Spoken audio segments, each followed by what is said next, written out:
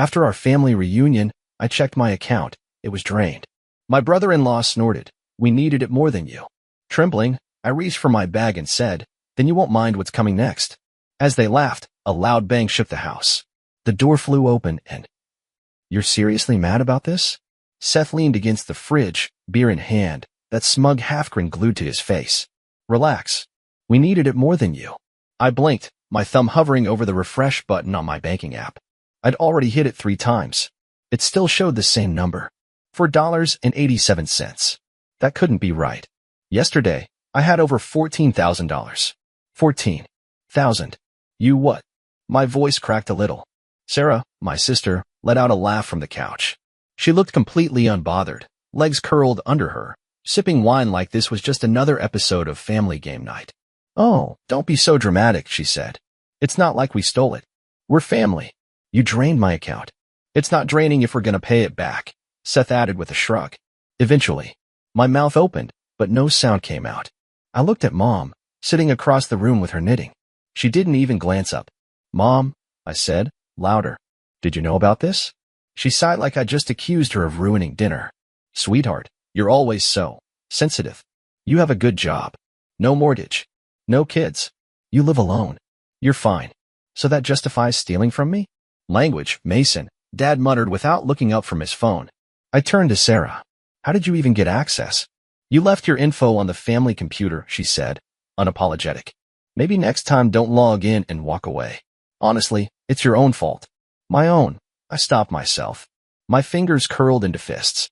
My breathing had gone shallow. You're making this a bigger deal than it needs to be, Seth said. It's not like we wasted it on nonsense. We paid rent, bought groceries. You know, survived. You didn't ask. We didn't think we had to, Sarah snapped. You've been paying for stuff for years. What's the difference if it comes through you or from you? I picked up my bag slowly. No one moved. No one apologized. No one even looked surprised. You're leaving already? Mom asked. Yup, I said, zipping my coat. But don't worry. I'll be in touch. Don't be like that, Sarah rolled her eyes. We needed it more than you. That's just facts. I reached for the doorknob. Paused. Then you won't mind what's coming next. They laughed.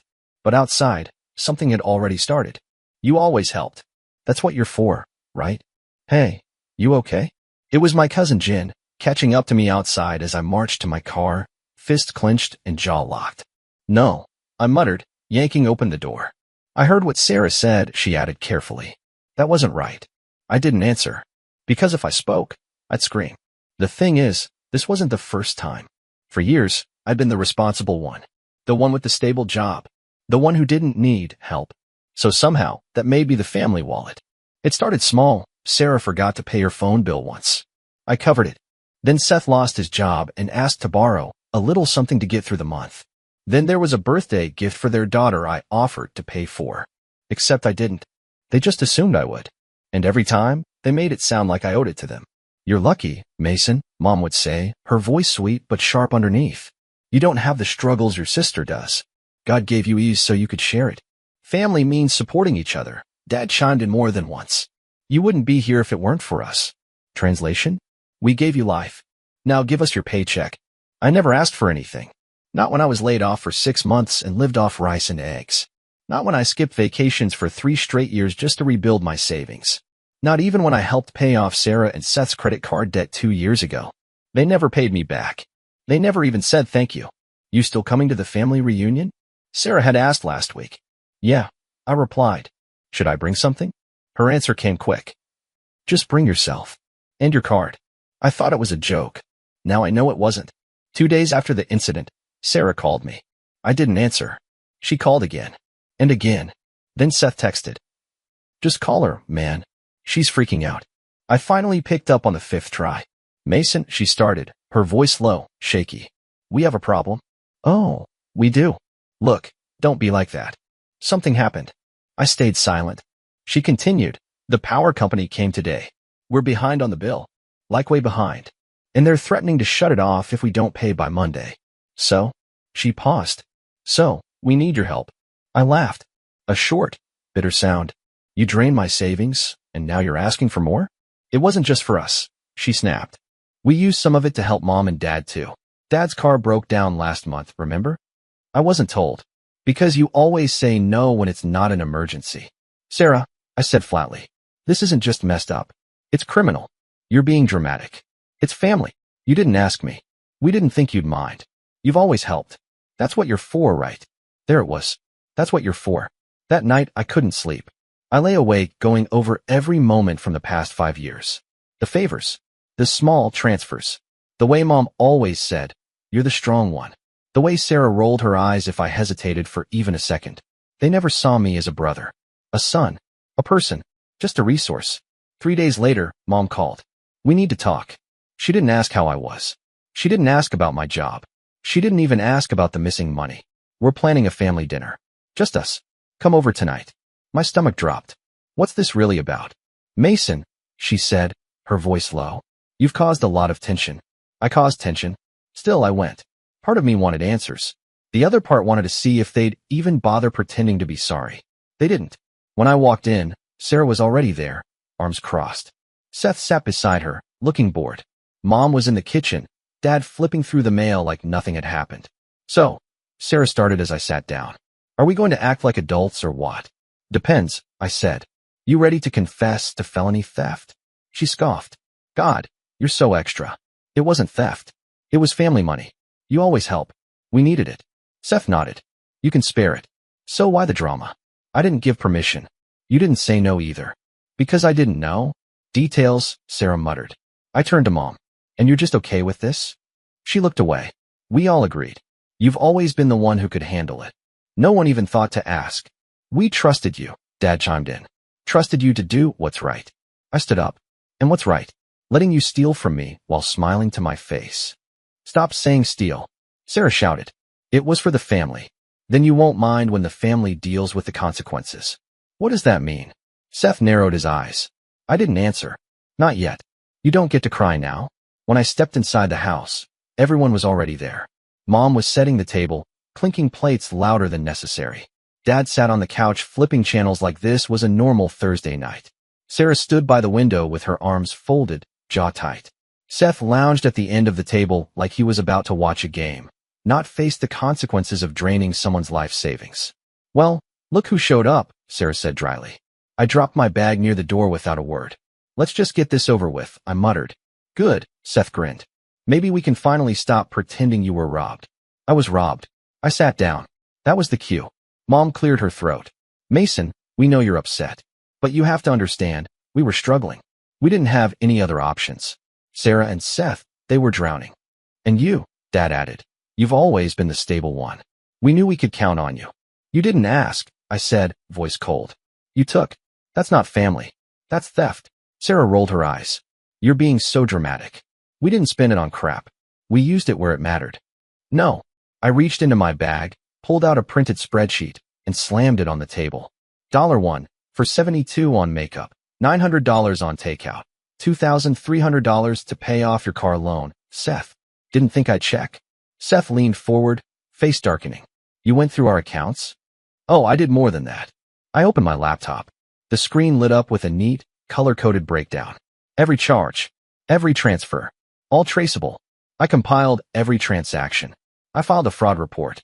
And guess what? They got back to me. Sarah's eyes widened. You didn't. I did. You called the police? She shrieked. I turned to Mom. Still think this is just family business? This is insane, Dad snapped. You want to put your own sister in jail? You put yourself there. Then came the knock. 3 hard, heavy pounds against the door. Sarah went pale. Seth stood up too fast. Mom gasped and backed away. Dad froze. Open up, a voice shouted. Financial Crimes Unit. Knock, knock, knock. Seth turned to me, voice low. Mason, tell me you're not serious. I opened the door. 3 agents stepped in, jackets marked with bold letters. One carried a clipboard, the second a tablet, the third surveyed the room. You Mason Carver? Yes. Thank you for your cooperation. We'll take it from here. Mom covered her mouth. Sarah dropped into a chair like her legs gave out. Seth stood there, dumbstruck. One of the agents turned toward them. You're listed as parties of interest in an open case of financial fraud and identity theft. Identity theft? Mom cried. He's our son. The agent didn't blink. Family ties don't make illegal activity legal, ma'am. We didn't steal anything. Sarah cried. We had a right. He always helped us. He always. Thinking you're entitled to someone's money doesn't make it yours, another agent said calmly. Remain seated, please. I just stood back and watched. For the first time in my life, they didn't talk over me, didn't mock me, didn't laugh. Mom turned to me, voice shaking, eyes already filling with tears. Mason, please. We didn't mean to hurt you. We were just desperate. You've always been the strong one. You're the only one we could count on. I looked her dead in the eyes. You don't get to cry now. She covered her mouth and sobbed. Sarah tried to say something, but no words came. Seth looked ready to bolt, but sat down under the agent's stare. You want to talk about what family is? I said, stepping forward. It's trust. It's respect. It's asking. Not assuming. Not stealing. Not laughing while you bleed me dry. They said nothing. I grabbed my bag from the floor and turned to the lead agent. I'll be outside. And this time, they didn't stop me. You're free now, Mason. Don't go back. I left the house in silence. No one chased me. No one called my name. For once, there was no guilt, no drama, no Sarah shrieking after me with her usual "how could you?" Just the cold night air and the sound of tires crunching behind me as the investigators escorted them out, one by one. I didn't stay to watch. That night, I drove without a destination, past closed coffee shops and glowing gas stations, my phone buzzing nonstop in the passenger seat. I didn't answer a single call. I didn't want to hear apologies shaped like excuses. By midnight, I ended up parked outside the only place that had ever felt like a safe harbor, my grandmother's old house. She'd passed a few years ago, but I still had the key. She used to say, if they ever turn on you, Mason, you come here. The door will always open for you. And that night, it did. I slept for 11 hours straight. No texts. No guilt. No tension pressing down on my chest like it always did when I stayed near my family. When I woke up, I made coffee in a chipped mug and stood at the window, watching the sun crawl over the fence she used to garden behind. For the first time in years, I felt like I could breathe. But the silence didn't last. The first email came that afternoon, from Dad. This has gone too far. You've humiliated the entire family. What happened to loyalty? I didn't reply. Then Sarah texted. I hope you're happy. They're freezing my accounts. Seth's being investigated at work. You ruined our lives over a couple of payments. A couple? Try tens of thousands of dollars. Try 5 years of silent sacrifice. Then came Mom. A voicemail. Her voice soft, cracking. You didn't have to do it this way. We could have handled it like a family. Mason, sweetheart, please. They're threatening charges. They said we might lose the house. I replayed that line in my head. They might lose the house. And suddenly, I wasn't angry. I wasn't vindictive. I just didn't care. Because I had already lost a home. Years ago, when they decided I was worth more as a bank account than a son. 2 days passed. Then a message popped up from someone I didn't expect. Seth's brother. We weren't close. Maybe said 5 words to each other at birthdays. But his text was simple. Just so you know, Sarah's trying to shift blame on you. Says you knew and approved the money transfers. There's a lawyer involved. Watch your back. I almost laughed. Even now, even with everything crumbling, she was still trying to spin it. That night, I called my lawyer. Send everything. I said. We're not just pressing charges. I want a restraining order too. But not every message was hostile. A week later, I got a short email from Kelly, Seth's sister. I know we haven't spoken in years, but I just wanted to say you were right. About all of it. About how they treat you. About how toxic it's gotten. I used to think you were just cold. Now I think you were brave. I stared at her message for a long time. Brave. No one in my family had ever used that word on me. One morning, my phone rang again. Unknown number. I almost declined it, but something told me to pick up. Mason. The voice was small, hoarse. It's Sarah. I didn't say anything. She kept talking. Look, I know I messed up. Okay. I went too far. I didn't think it would go like this. Seth's been suspended. Mom won't stop crying. Dad won't even speak to me. And you? She hesitated. You always had the power to ruin everything. And you finally did. I didn't speak for a moment. Then I said flatly, I didn't ruin anything. I just stopped letting you walk over me. Silence. Then, can you just stop it now? Drop the charges. Please. I'll do anything. Just make it stop. I almost felt something. Almost. But then I remembered what she'd said the night of the reunion. We needed it more than you. I smiled bitterly. No, I said. You made this mess. You live in it. And I hung up. That night, I cooked myself dinner in peace. Played my favorite album from college. Sat on the porch with a mug of coffee and watched the world go by. And for the first time since I was a teenager, no one asked me for money. No one guilt-tripped me. No one made me feel like I was only valuable if I was giving something. I wasn't their wallet anymore. I was just me. And that was enough. I'm not your bank. I'm not your backup plan. I'm done. It's strange how quiet peace is. No one tells you that. You imagine it'll feel like fireworks or loud music or some grand celebration. But for me, peace sounded like no one asking me for money.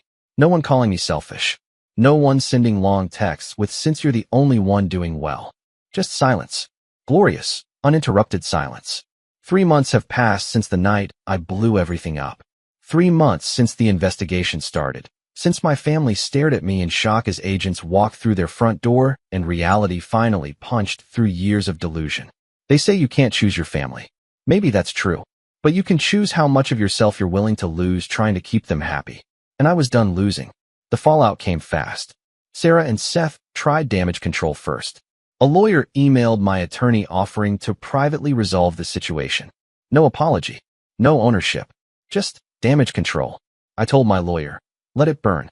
A week later, Mom sent a letter. 10 pages. Her handwriting, still neat but trembling in parts. She wrote about how things got out of hand, how they never meant to hurt me, how she hoped I could see the bigger picture. "We just assumed you'd always be there," she wrote. "That's what good sons do." That line stuck with me, because it said everything. Not, "We were wrong." Not, "You didn't deserve that." Just, "You were supposed to stay quiet and keep giving." I didn't write back. I didn't call. And for the first time in my life, I didn't feel guilty about it. I moved. New apartment. New state. No more accidental drop-ins from relatives. No more surprise visits from Sarah. I even changed my number. My boss, noticing how focused I'd become, offered me a promotion. I took it. It's funny how much better you perform at work when you're not secretly juggling your sister's car payments and your mom's overdue utility bills behind the scenes. I sleep better now. I eat better. I breathe better. Because I'm no longer carrying 4 people on my back who refuse to say thank you. Then one morning, a letter showed up. No return address. Inside, a check for $1,200. And a handwritten note. I left him. "You were right. I was scared. But watching what you did, it gave me the courage to walk away too. This is for everything you paid for Ellie. For the tablet, the rent, the clothes. I know Seth never thanked you, but I am. Thank you for being the example I needed." Kelly. I read it twice. Then I cried. Not out of sadness. Not out of pain. But because for the first time, someone in that family saw me not as a wallet, not as a scapegoat, but as a person. People ask me sometimes, "Do you regret it?" And the answer is simple. No. I regret waiting so long. I regret every sleepless night, every canceled vacation, every tight budget I lived under while they dined out, shopped, and posted about grateful family vibes on Instagram. I regret the way I made myself small so they could feel big. I regret all the times I stayed silent when I should have said, "You're crossing a line." But do I regret standing up? Burning it down? Never. My therapist once asked me, "Why did it take you so long to say no?" And I said, "Because I thought that saying no meant I didn't love them." She nodded and said, "Saying no is how you teach people to love you back." I've never forgotten that. A few days ago, I ran into someone from high school. She said, "Hey, I saw what happened with your family. That's wild." I expected judgment or pity, but instead, she smiled and added, "Good for you. Most people never get out." I thanked her. Then I walked away feeling a little taller. Sarah and Seth are still under investigation. Last I heard, Seth's lost his job. Sarah's bank account was frozen. Mom's trying to refinance the house, and Dad's apparently blaming outside influence for tearing the family apart. They still don't get it. I didn't tear anything apart. I just stopped pretending the pieces were still whole. Sometimes I get flashbacks. That night. The table. Sarah laughing as I checked my account. Seth grinning like it was a joke. Mom brushing it off. "You don't need that money," she said. And now? Now they know the truth. That money wasn't just money. It was my life. My time. My health. My boundaries. And they crossed them for years like it meant nothing. Now they pay the price. I don't celebrate their downfall. But I celebrate myself. For surviving it. For walking away. For not going back, even when the silence felt lonely. Even when the guilt whispered in my ear like it used to. Because that silence? It's freedom. So if you're reading this and you've been the strong one, the responsible one, the good son or good daughter who's expected to pay and never say a word, let me tell you what I wish someone told me. You don't have to set yourself on fire to keep others warm. You're allowed to stop. You're allowed to walk away. And when you do, you don't lose a family. You find yourself.